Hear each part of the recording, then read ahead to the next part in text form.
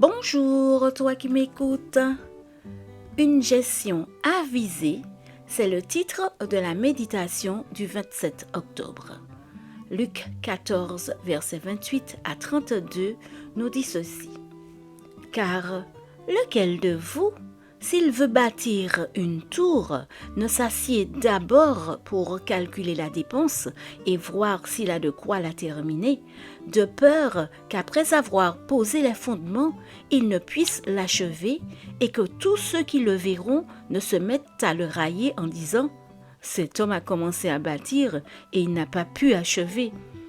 Ou « Quel roi, s'il va faire la guerre à un autre roi, ne s'assied d'abord pour examiner s'il peut, avec 10 000 hommes, marcher à la rencontre de celui qui vient l'attaquer avec 20 000. S'il ne le peut, tandis que cet autre roi est encore loin, il lui envoie une ambassade pour demander la paix. » Dans ce contexte, les recommandations de Jésus sont un avertissement sur le sérieux de l'engagement chrétien afin d'éviter l'échec de l'incohérence. Il est nécessaire de calculer le coût avant d'assumer nos responsabilités de citoyens et de disciples du Christ.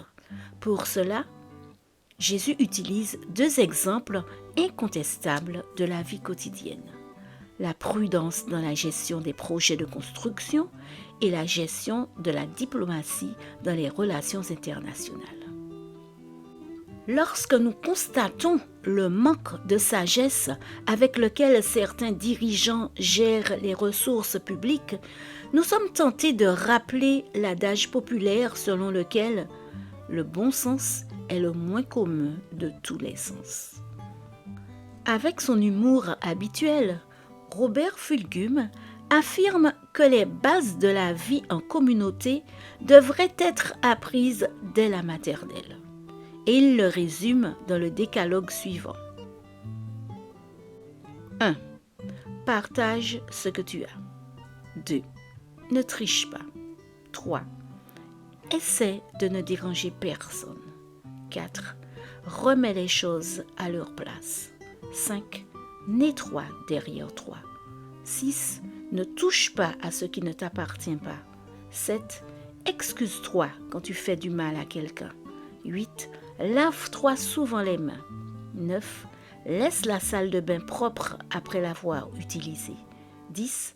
Fais attention avant de traverser et écoute tes professeurs. La Bible, avec Jésus en son centre, vient nous dire quelque chose de semblable en indiquant la dimension éthique et spirituelle de toutes nos responsabilités au sein de la société. Occupe-toi de tes affaires et essaie de t'entendre avec tout le monde.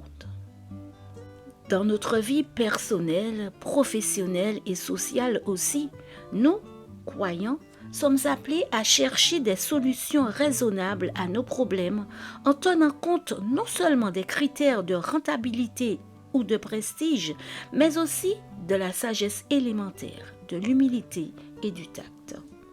La vraie sagesse consiste à faire ce qui doit être fait au bon moment, de la meilleure manière. Seigneur, fais de moi un gestionnaire avisé. Amen. Bonne journée sous le regard de Dieu.